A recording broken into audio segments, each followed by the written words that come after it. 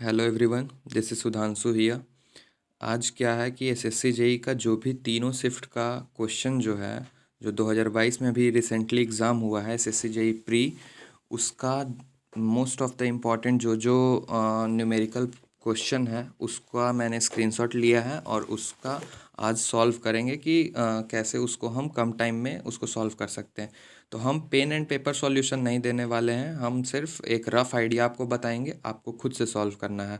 ठीक है, खुद से सॉल्व करने से क्या होगा कि आपको पता चलेगा कि कहाँ पे आपका जो है वो न्यूमेरिकल बनाने में प्रॉब्लम आता है। ठीक है, जैसे देखिए ये क्वेश्चन जो है, ये क्वेश्चन में क्या है कि हमको आईजेड मतलब ये जो जीनर डायोड है, जीनर डायोड क्या होता है, वोल्टेज रेगुलेटर की तरह वर्क करता है। तो इसमें हमको आईजेड का वैल्यू फाइंड करना है। तो इसमें कुछ करना नहीं है, सिंपल आप क्या करो कि नोडल एनालिसिस लगा लो। ये जो नोड है उस पर क्या हो जाएगा, 30 वोल्ट माइनस ये 20 वोल्ट जो है वो डायरेक्टली नोड पे लगेगा। 30 वोल्ट माइनस 20 वोल्ट और बाई रेजिस्टेंस कितना है, 100 is equal to I Z plus I L कर लो, आपका आंसर आ जाएगा। ठीक है, इसको बनाना, आप नहीं बनेगा तो आप अपने डाउट को मेंशन करना जो electrical edu point discussion group channel है उसमें। ठीक है, ये क्वेश्चन हो गया। इसके बाद नेक्स्ट देखते हैं।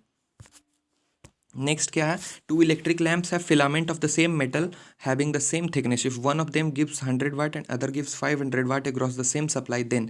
देखिए इसमें क्या कर रहा है कि दो इलेक्ट्रिक लैम्प है, दोनों का क्या है कि थिकनेस सेम है, एक 100 वाट का है, दूसरा 500 वाट का है। तो इसमें आपको बताना है कि कौन सा लैम्प जो है उसका लेंथ ज़्यादा होगा। तो इसमें आपको कुछ ज़्यादा लगाना नहीं है कॉन्सेप्ट, इसमें आप सिंपली बना सकते हो, P is equal to V² by R होता है।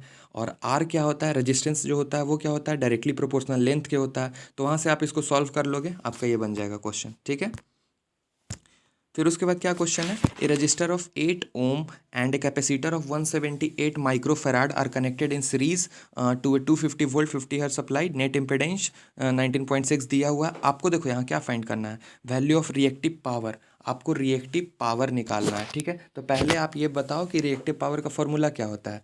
रिएक्टिव पावर का जो फॉर्मूला होता है वो होता है VRMS into IRMS into sine phi. ठीक है, अब देखो रिएक्टिव पावर निकालने के लिए सबसे पहले सर्किट को ड्रा कर लो। सर्किट को ड्रा करोगे तो एक वोल्टेज सोर्स होगा, फिर उसके बाद 8 ओम का रजिस्टर और कैपेसिटर दोनों जो है वो सीरीज में होगा। तो आप सबसे पहले क्या करो इसमें कि सबसे पहले आप IRMS फाइंड कर लो। ठीक है, IRMS निकल जाएगा VRMS/Z से।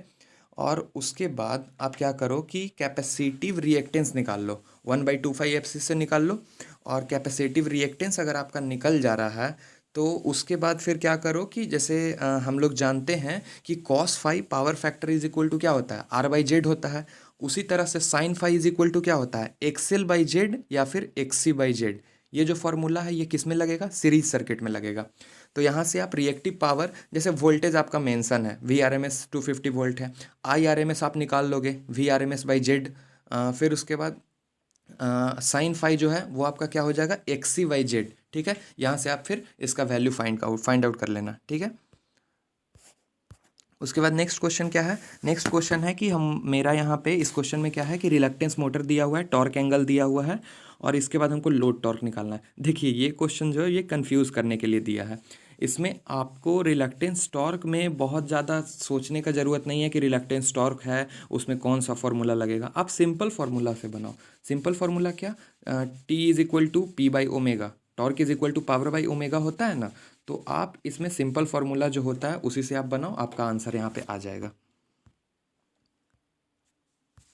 फिर उसके बाद क्या है, देखिए ये जो है ये थ्योरेटिकल क्वेश्चन है, transformer utilization factor half wave rectifier का कितना होता है, 28.6%, और सेंटर टैप का कितना होता है, 57.2%। फिर उसके बाद क्या है कि annual load duration curve is a straight line from 20 megawatt to 6 megawatt. अब इसमें आपको क्या है कि लोड फैक्टर बताना है। देखिए देखने में तो ये वन लाइन का क्वेश्चन लग रहा है, बट इतना भी आसानी से ये नहीं बन जाएगा। इसके लिए आपको क्या करना होगा, सबसे पहले कि लोड कर्व को ड्रा करना होगा। या अगर आप माइंड में ड्रा कर लेते हैं ज़्यादा बेटर है। लोड कर्व को आपको ड्रा करना है। ठीक है, अब यहाँ पे देखिए 20 मेगावाट से 6 मेगावाट तक का है। ठीक है, तो इसमें आपको क्या करना है कि सबसे पहले आप इसका क्या करो कि एरिया निकाल लो। ठीक है, एरिया निकाल लोगे तो वो आपका क्या हो जाएगा, वो आपका एनर्जी कंज्यूम्ड हो जाएगा। और हम लोग जानते हैं कि एवरेज लोड जो होता है वो क्या होता है, एवरेज लोड जो होता है वो यूनिट्स जनरेटेड और बटा में टाइम। तो टाइम एनुअल बोल रहा है, तो एनुअल मतलब हम लोग क्या जानते हैं कि 8760 हो जाएगा। अब कैसे हो जाएगा यार, ये तो बेसिक्स है ना, ये तो खुद से क्लियर करना होगा आपको। एवरेज लोड आपका निकल जाएगा, मैक्सिमम 20 दिया हुआ है, लोड फैक्टर आप निकाल लोगे, एवरेज बटा मैक्सिमम इंटू 100 कर लोगे तो 65% आपका आंसर आ जाएगा। फिर यहाँ पे क्या है कि इसमें देखिए ये भी जो है आपका थ्योरेटिकल क्वेश्चन है कि पैरेलल आरएलसी सर्किट में क्या होता है। तो पैरेलल आरएलसी सर्किट जो होता है उसमें इंडक्टिव ससेप्टेंस जो होता है उसका नेगेटिव वैल्यू होता है। तो इंडक्टिव ससेप्टेंस मतलब क्या हो गया, -1/XL, ठीक है। अब इसमें क्या होता है कि इसका फॉर्मूला अगर आप पेज अपना नोट्स को पलट के देखिएगा तो आपको पता चलेगा कि inductive susceptance parallel RLC circuit में क्या होता है, -1/2πFL होता है, ठीक है। या फिर -XL/R² प्लस XL²। इसका ग्राफ जो होता है रेक्टेंगुलर हाइपरबोला होता है। तो इसमें ज़्यादा आपको विद्वान बनने का ज़रूरत नहीं है, जितना भर आपसे हो पाता है उतना आप कीजिए, ठीक है। ये क्वेश्चन हो गया। उसके बाद देखिए ये तो बहुत ईजी क्वेश्चन है, इसमें आपको करंट पता करना है और आपको कैपेसिटेंस का वैल्यू दिया हुआ है, वोल्टेज का वैल्यू दिया हुआ है। तो हम जानते हैं I = C × dV/dt। जो VT का फंक्शन है उसको डिफ्रेंशिएट कर दीजिए और उसके बाद आपका कैपेसिटर दिया हुआ है तो यहाँ से आपका I निकल जाएगा। उसके बाद देखिए ये भी थ्योरेटिकल क्वेश्चन है कि cadmium borate used in fluorescent lamp में अगर हम कैडमियम बोरेट का यूज़ करेंगे तो उसका कलर कैसा हो गया, याद रखिएगा पिंक होगा। देखिए यहाँ पे क्या क्वेश्चन है, यहाँ पे आपका क्वेश्चन है कि इलेक्ट्रिकल पोटेंशियल दिया हुआ है 60 वोल्ट और पॉइंट ए पे 60 वोल्ट, पॉइंट बी पे -90 volt, work done by force and electron अगर बी से ए मूव करता है तो उसमें आपको क्या करना है कि वोल्टेज का वैल्यू वोल्टेज का नहीं, यहाँ पे आपको एनर्जी का जो वैल्यू है वो आपको फाइंड करना है, वर्क डन फाइंड करना है। तो यहाँ पे तो आप सिंपली लगा सकते हो, V = W/Q लगा लो और Q = क्या होता है, N × E होता है। ये दोनों फार्मूला लगा लो, ये दोनों फार्मूला से आपका आंसर आ जाएगा।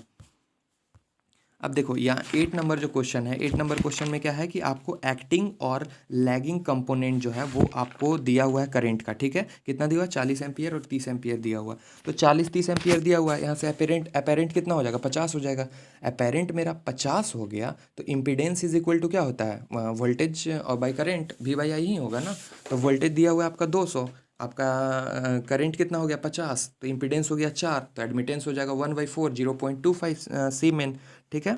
फिर उसके बाद क्या है, देखिए ये क्वेश्चन जो है, ये क्वेश्चन में आपको करना कुछ नहीं है, ये क्वेश्चन में सिंपली आपको थोड़ा सा ब्रेन का यूटिलाइज करना है। देखिए 10 एम्पियर करंट दिया हुआ है, फिर इसमें रेशियो दिया हुआ है कि कैसे प्रोपोर्शनल है, 1:2:4। तो देखिए इसमें आप ऑप्शन देख के बना सकते हैं सिंपली।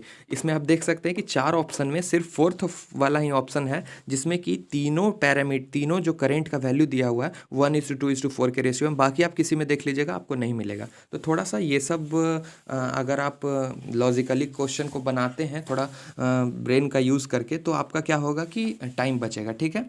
ये क्वेश्चन हो गया। अब इसके बाद देखिए कैपेसिटेंस पर किलोमीटर, ये इसमें देखिए आपका कैसे बनेगा। इसमें आपका जो फॉर्मूला होता है CAN = 2CAB, मतलब इसका कहने का मतलब क्या हुआ कि कैपेसिटेंस टू न्यूट्रल का वैल्यू जो होगा वो 2 टाइम्स होगा किससे, कैपेसिटेंस लाइन टू लाइन, ठीक है। तो 0.09 दिया हुआ है तो यहाँ से आप CAN निकाल लो, CAN कितना हो जाएगा 0.09 × 2 0.18, और हम लोग जानते हैं कि capacitance directly proportional to length, तो 5 किलोमीटर दिया हुआ है तो 0.18 × 5 कर देंगे तो 0.9 फराड मेरा आंसर आ जाएगा। उसके बाद क्या दिया हुआ है, देखिए मैक्सिमम और मिनिमम स्ट्रेस दिया हुआ है। तो इसमें देखिए हम लोग का एक फॉर्मूला होता है G_max/G_min = R/R, कैपिटल R/स्मॉल r, इससे आप बनाओगे आपका आंसर आ जाएगा। अच्छा एक चीज़ और, आप लोग जो electrical edu point discussion channel है उसमें ज्वाइन करके आप लोग हमको ये बताइएगा कि डाइलेक्ट्रिक स्ट्रेस जो होता है वो मैक्सिमम डाइलेक्ट्रिक स्ट्रेस का क्या फॉर्मूला होता है और मिनिमम डाइलेक्ट्रिक स्ट्रेस का क्या फॉर्मूला होता है। डाइलेक्ट्रिक स्ट्रेस को ही इलेक्ट्रिकल स्ट्रेंथ भी बोलते हैं और डाइलेक्ट्रिक स्ट्रेंथ जो होता है वो क्या होता है कि पोटेंशियल ग्रेडियंट होता है किसी भी पॉइंट पे केबल का, ठीक है।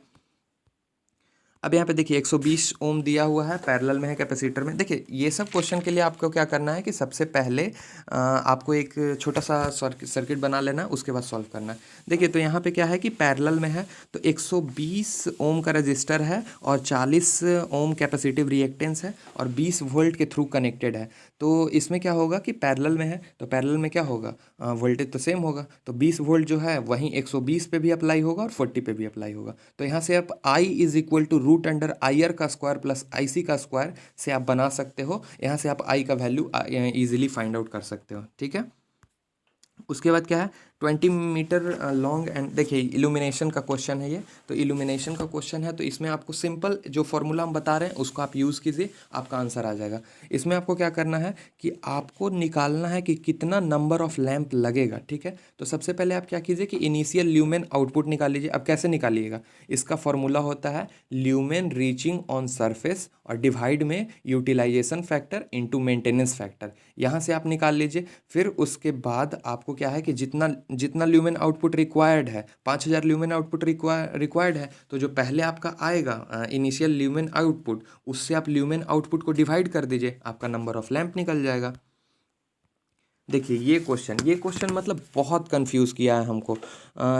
डिफ्यूज़न कैपेसिटेंस जो है वो आपको निकालना है। 20 मिली एम्पियर फॉरवर्ड करंट दिया हुआ है और यहाँ से आपको charge transit time 70 nano second दिया हुआ है, आपको डिफ्यूज़न कैपेसिटेंस निकालना है। स्टार्टिंग में मुझे लगा कि मैं ये जो फार्मूला होता है जंक्शन कैपेसिटेंस का एक फार्मूला होता है टाउ इंटू आई डी बटा ईटा इंटू वी टी, हमको लगा कि उससे बनेगा, बट उससे मेरा आंसर नहीं आया। तो अब इसमें क्या करना है कि आपको सिंपल सा बेसिक कॉन्सेप्ट से ये बनेगा।